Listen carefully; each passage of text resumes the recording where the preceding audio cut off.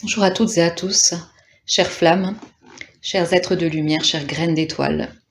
Je suis Laure, je suis thérapeute quantique et je vous accompagne sur vos chemins d'éveil pour vous relier à votre lumière. Alors je le rappelle toujours, mais si vous aimez les contenus que je partage ou si vous souhaitez soutenir ma chaîne en vous abonnant ou en likant les vidéos, c'est toujours un plaisir de recevoir ce genre de retour. Et je vous en remercie. Vous pouvez aussi, si vous le souhaitez, commander un accompagnement ou une consultation avec moi. Mon adresse mail est en barre de description. Je souhaitais aussi vous partager que je vais organiser sur la dernière semaine du mois d'août un stage que j'ai intitulé stage de reconnexion et qui est ouvert aux flammes jumelles et aussi à d'autres personnes qui souhaiteraient, qui se retrouveraient dans cette notion de reconnexion. Et c'est avant tout pour aller travailler cette reconnexion à l'intérieur de soi. Donc ce sera une reconnexion à soi, à ses émotions, à ses sentiments, à son couple intérieur, au féminin, au masculin sacré qui se trouve en soi, et puis une connexion à la nature, une connexion au corps aussi à travers le yoga, avec ma sœur qui est prof de yoga et qui va organiser ce stage avec moi. Donc si vous êtes intéressé, je laisse les informations dans l'onglet communauté de cette chaîne, et n'hésitez pas aussi à m'envoyer un mail si jamais vous avez envie d'avoir des informations plus concrètes sur ce stage. Alors dans cette vidéo, je voulais revenir sur la communication entre les flammes jumelles et plus généralement, on va dire la communication entre les âmes. Parce que moi, je vois ça comme ça, qu'on appartient tous à un même réseau qui est connecté, un réseau d'âmes connectées, et que donc ce que moi je nomme la dimension quantique, où toutes les âmes en fait peuvent se communiquer entre elles, sans qu'il y ait la matrice qui vibre, l'ego, toute la dualité, qu'on peut aller parler à une âme ou lui envoyer des messages à travers ce réseau quantique. Et donc les flammes jumelles, eh bien, elles ont cette particularité qui est d'être sur un parcours initiatique, un parcours d'éveil, et donc d'aller trouver en elles des moyens de communication autres que les moyens de communication matériels, matriciels, on va dire. Parce que, en fait, à travers leur apprentissage, à travers leur initiation, elles vont s'apercevoir qu'il existe tout un univers subtil autour d'elles. Et elles vont être initiées à ces univers subtils par donc l'énergie qui se transmet d'âme à âme entre les flammes jumelles. Et puis aussi, c'est transmis de cette manière-là dans le subtil parce que en fait, les savoirs qu'elles vont canaliser, ces flammes, ce sont des savoirs sacrés qui ne peuvent pas être divulgués dans la matrice.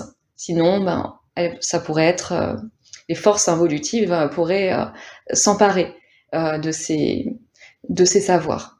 Donc il faut que ces savoirs soient qu'ils puissent être accessibles par des âmes qui sont dans cette initiation. Alors pas forcément que flammes jumelles, ça peut concerner toute âme en fait, puisqu'on est tous en lien, mais c'est vrai qu'il y a une initiation particulière au sein du couple flammes jumelles. Donc bien souvent, elles vont trouver des obstacles pour communiquer dans la matière, pour pouvoir aller chercher les réponses dans ce réseau de communication subtile. Alors je vais développer tous ces points de la communication, de cette initiation à la communication subtile entre les flammes jumelles. Je vais le développer en 8 points dans cette vidéo. Donc je commence par le premier point. Alors ce premier point, c'est la communication énergétique qui peut être transmise dans la matière en fait. Donc les jumeaux, au moment de se de se rencontrer, ils vont déjà échanger des informations énergétiques, ce que j'appelle moi le langage vibratoire. Donc à travers leur énergie, il y a des messages qui vont transiter pour se montrer qu'il y a un lien particulier, qu'il y a un lien initiatique, un lien d'éveil entre les deux. Donc ça peut transiter par le corps. Bien souvent, on entend parler de la reconnexion par le regard. Quand on se plonge dans le regard de l'autre, on y trouve son âme, en fait. On y trouve toute cette connexion à ces univers. Et ça peut transcender. À travers le toucher aussi. Parfois, quand l'autre va poser une main ou que les corps vont juste se rencontrer de manière involontaire, admettons, eh bien on va pouvoir ressentir un courant électrique qui nous traverse, quelque chose qui nous signale que cette âme est différente, qu'il y a quelque chose à aller approfondir. Et puis aussi, on peut ressentir parfois, au contact de l'autre, une énergie particulière qui émane du cœur, ressentir comme des vagues énergétiques qui viennent nous envahir, nous investir comme ça. Donc voilà déjà une première communication qui est plus une communication énergétique, mais qui passe à travers le corps. Donc il faudra être en contact de l'autre pour ressentir cette communication-là. Mais c'est vrai qu'elle peut déjà être très forte à ce niveau-là, sans même qu'il n'y ait eu réellement de communication verbale. Hein. Ça peut être juste la présence, sentir que il y a eu des reconnexions comme ça, hein, des personnes qui arrivent dans une pièce, ou juste la vision d'une silhouette, sans même avoir vu réellement les traits de la personne. On reconnaît l'âme, on reconnaît le lien à travers l'énergie de l'autre. Un deuxième moyen de communication que les flammes jumelles utilisent beaucoup pour s'initier au subtil, ça va être le silence.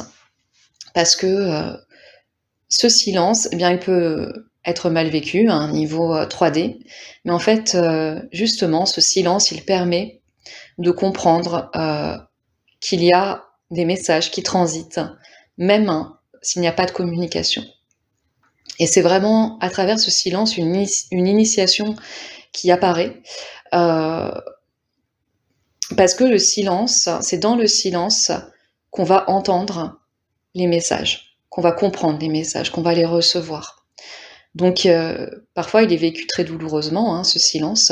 Il est vécu comme comme si l'autre nous tournait le dos, ou parfois il est même vécu, il est même, comment dire, on sent qu'on a besoin de ce temps de recul, de ce silence, même s'il est douloureux, pour pouvoir se recentrer, se retrouver. Donc, il est très important dans la communication des flammes jumelles, hein, qu'il y ait des temps de silence pour pouvoir ressentir tout ce monde subtil, tout ce que dit le silence en fait, hein, tout ce qui parle à travers ce silence et qui résonne. Donc on va le retrouver dans beaucoup de liens de flammes jumelles, des longues périodes de silence bien souvent, qui permettent les intégrations de ces consciences, que même s'il n'y a pas de communication verbale, hein, il y a une communication qui existe à travers les silences. À nous d'aller la rencontrer, cette communication, d'aller comprendre ces silences et de les apprécier. Plus on apprécie les silences, et moins ils deviennent douloureux. Et plus on y trouve des pleins dans ces silences. Un troisième moyen de communication entre les flammes jumelles, ce serait à travers les rêves. Moyen de communication qui est beaucoup emprunté par les flammes jumelles. Hein. Donc bien souvent, moi, dans les consultations, mes consultants me racontent que ils ont rêvé de leurs jumeaux ou de leurs jumelles. Hein.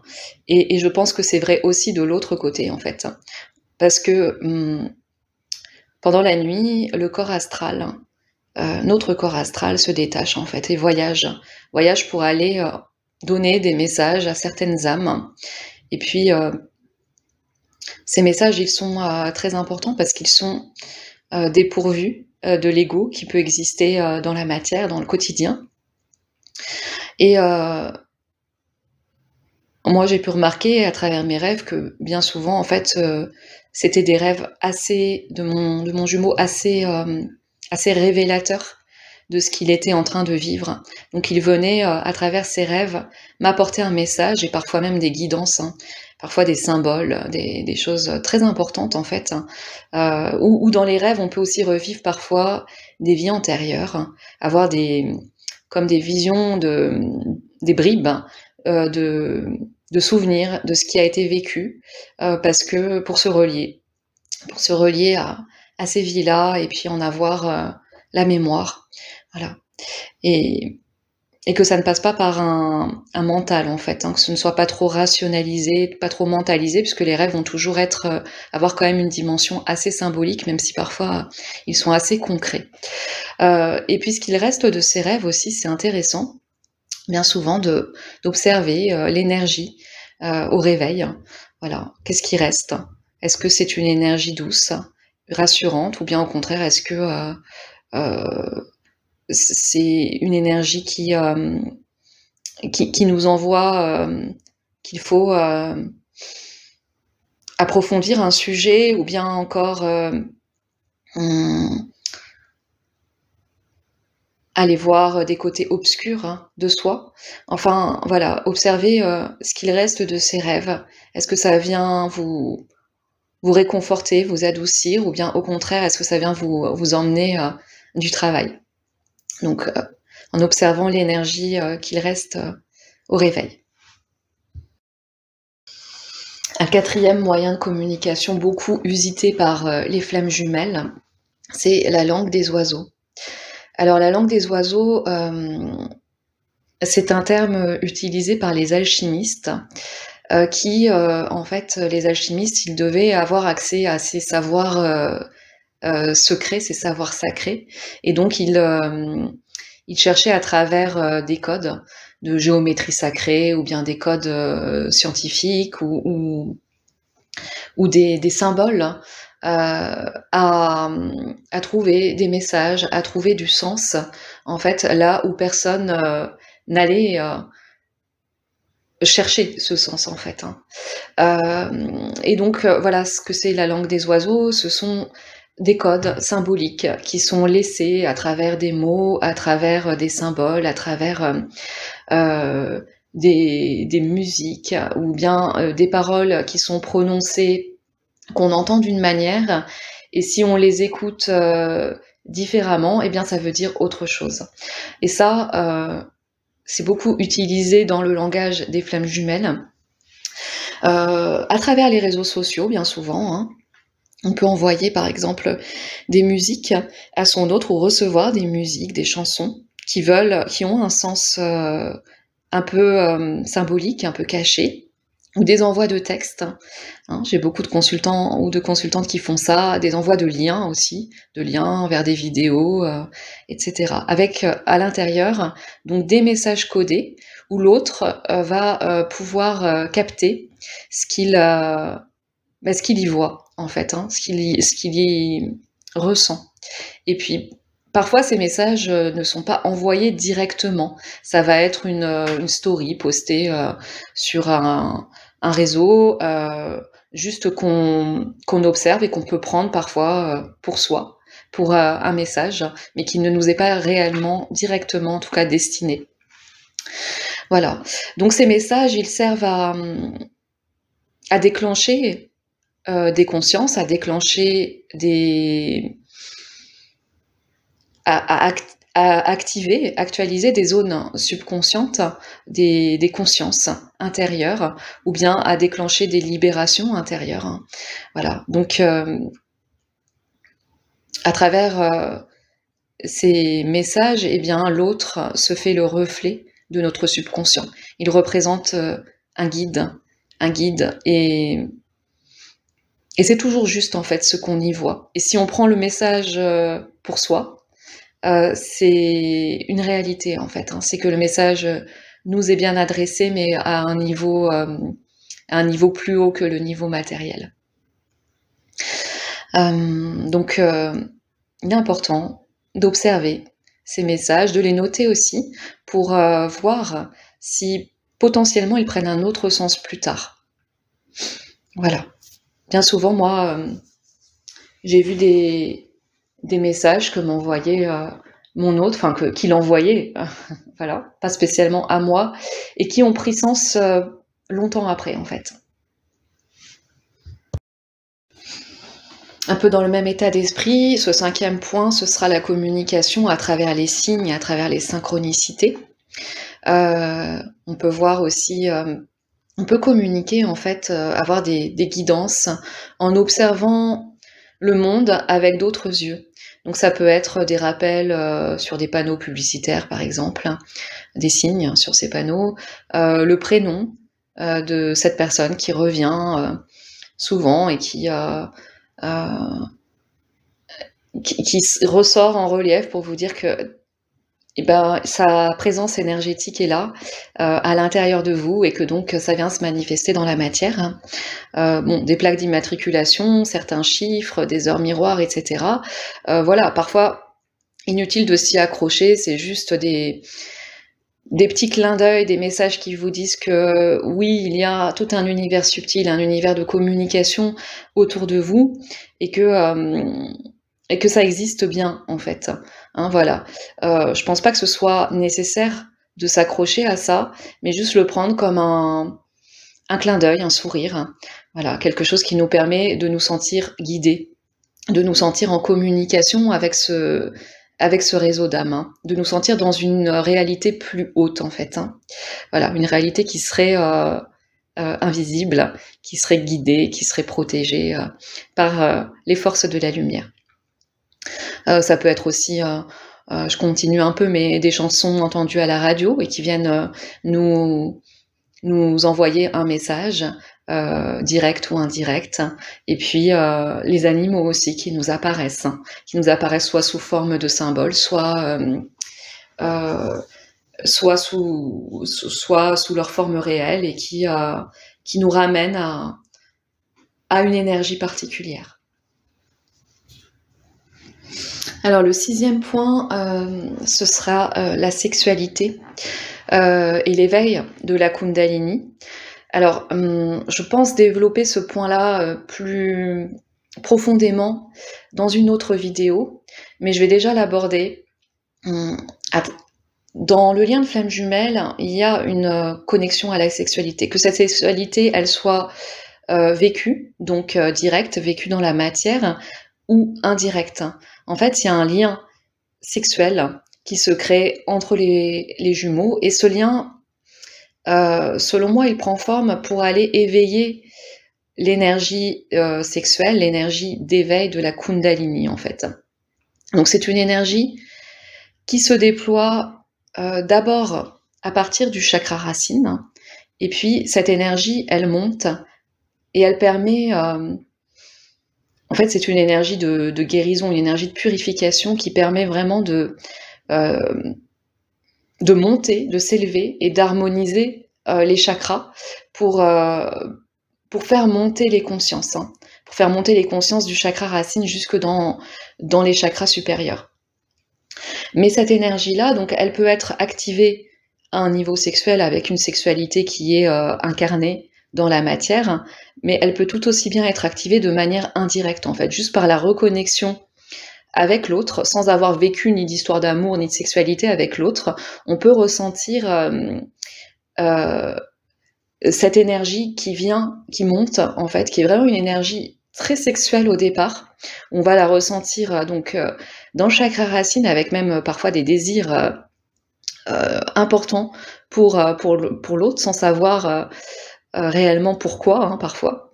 Et puis, elle peut même venir s'incarner dans l'éther, je dirais, avec cette impression que l'autre vient nous faire l'amour. Ce n'est pas rare, en fait, hein, qu'on ressente l'énergie de l'autre qui pénètre, en fait, en nous pour venir activer cette Kundalini. Voilà. Attention, ça peut parfois ressembler à du vampirisme énergétique quand même, hein. Donc, ça va être aussi toute une initiation, un apprentissage de ne pas laisser la porte ouverte à se laisser vampiriser par cette énergie. Parce que en fait, parfois, on a vraiment envie, dans le lien, dans ce parcours, n'étant plus en communication, en connexion directe avec l'autre, d'aller réactiver cette énergie, donc d'ouvrir la porte à ce que l'autre puisse pénétrer dans notre énergie. Donc, et parfois, on se complaît un peu là-dedans et du coup, on n'incarne pas réellement les choses. Donc attention quand même à ne pas se laisser vampiriser par cette énergie. C'est vraiment un apprentissage de bien discerner à quel point on laisse rentrer l'énergie de l'autre en nous, en fait. Hein. Et donc, de discerner aussi votre propre énergie, à quel moment c'est trop, à quel moment ça vient vous vampiriser. Parce que l'énergie de la Kundalini, c'est vraiment une énergie intérieure qui est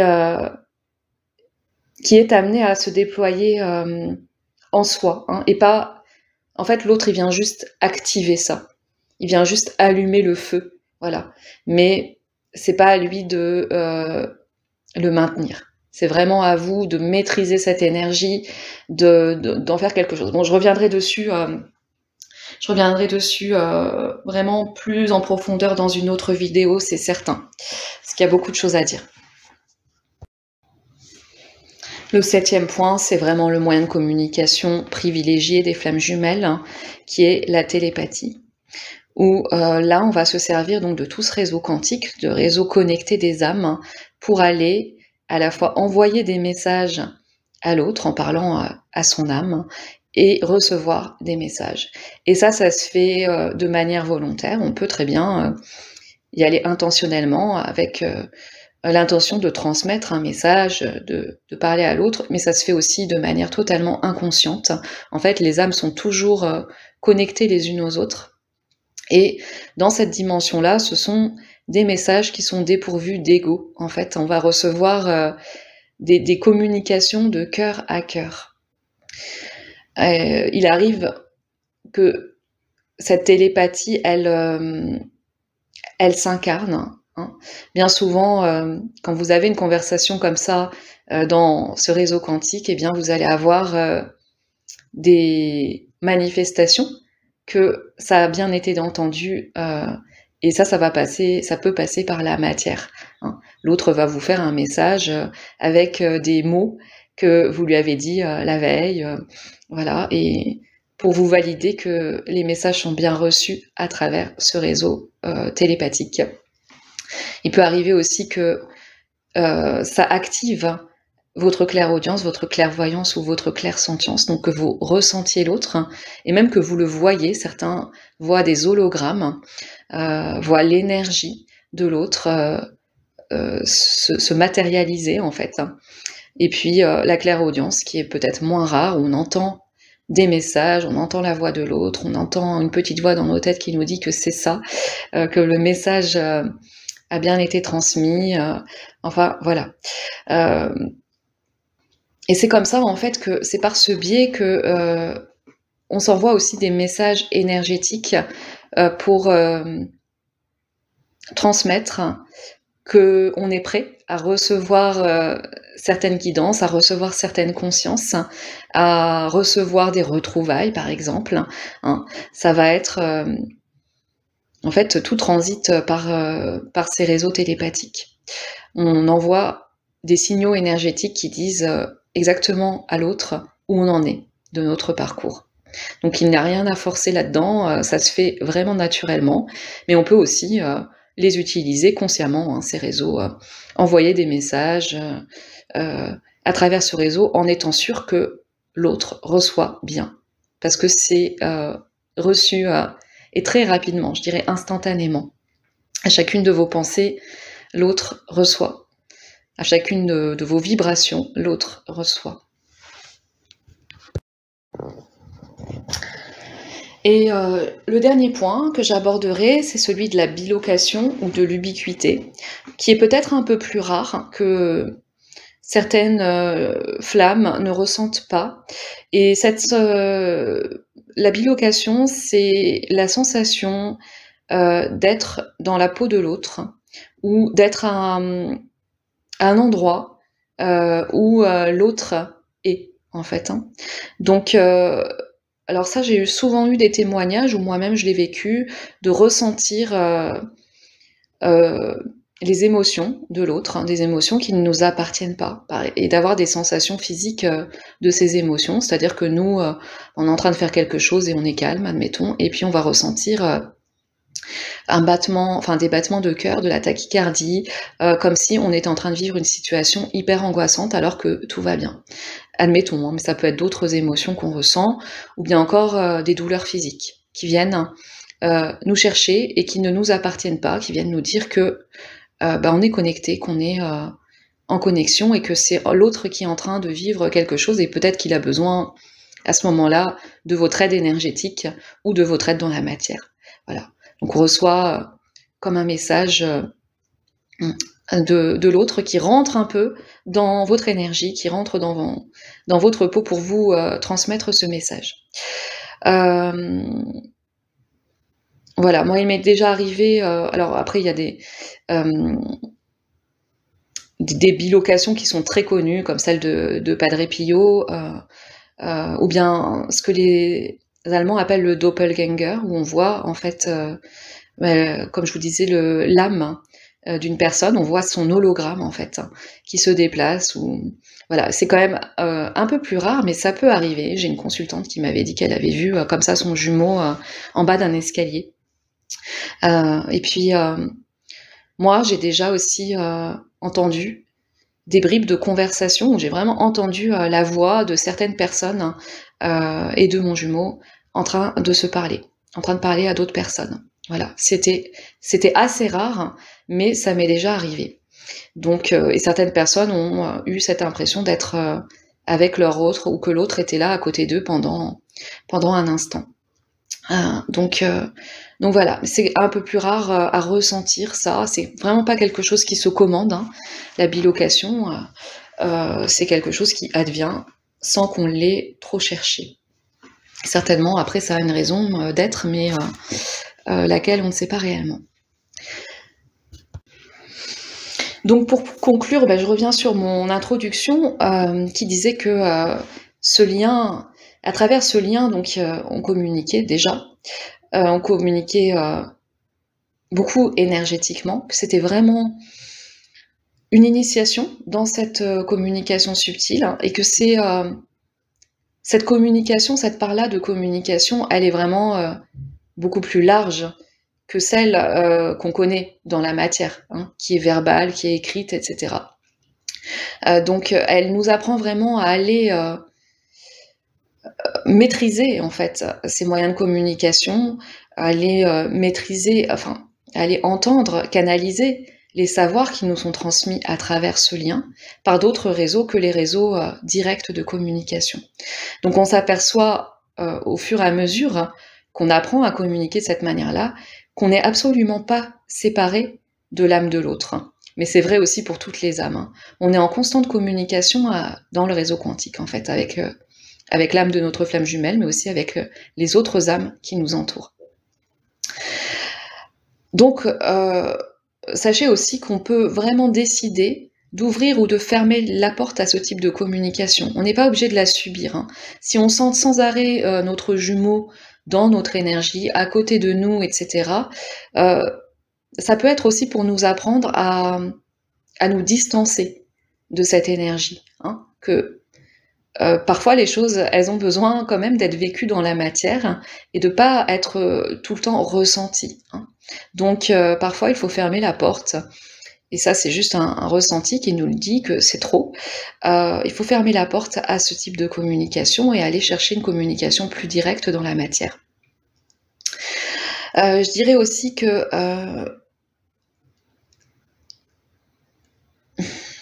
l'énergie de l'autre, bien souvent, l'autre c'est quand même un guide, hein.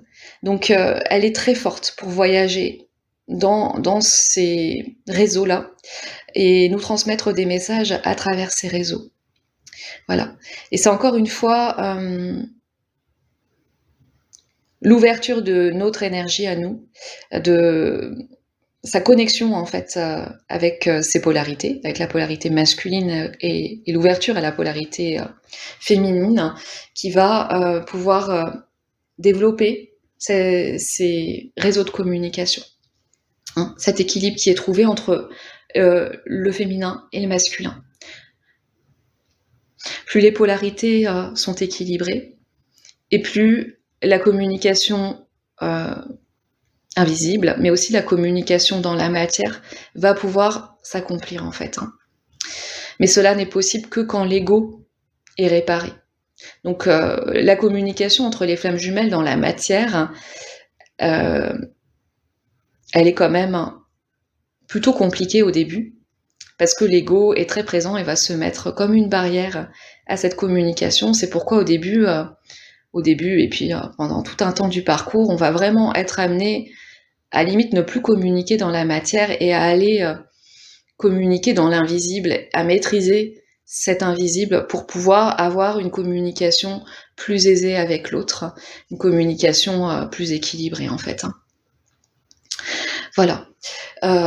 Et donc comme je l'ai déjà dit, ben, l'autre, il est vraiment au courant de tout ce qui se passe pour vous, de tout ce qui se passe en vous. Vous aussi, soyez conscient en fait que vous avez les savoirs en vous et que s'il y a quelque chose que vous prenez pour vrai dans ce qui vous arrive en clairaudience, en télépathie ou dans vos rêves, etc., eh bien vous pouvez avoir 100% confiance dans ce que vous savez, dans ce que vous avez reçu en fait. Inutile d'aller le valider dans la matière. Inutile d'aller demander à votre autre est-ce que c'est bien vrai que je sais pas ce que tu m'as dit dans mon rêve ou ce que j'ai ressenti, est-ce que parce que en fait c'est vraiment votre confiance en vous qui va venir manifester ce qui se passe dans la matière. Plus vous avez de doutes et plus dans la matière, il va y avoir des situations confuses qui vont vous être renvoyées. Donc ayez confiance en ce que vous recevez comme message, ayez confiance aussi que ce que vous envoyez est vraiment reçu. Donc faites aussi attention à ce que vous envoyez, hein, parce que parfois, même si, comme je vous le dis, à un niveau quantique, en fait, il y a les filtres font que l'ego est filtré, en fait. Voilà, donc ce que vous envoyez, ce sera toujours juste, mais parfois, ça peut vous prendre de l'énergie d'envoyer. Donc faites attention à ça. Parfois, il faut prendre de la distance, vous détacher, et puis revenir en envoyant des messages qui soient plus stables, plus équilibrés, pour pouvoir revenir dans la matière à une communication 3D.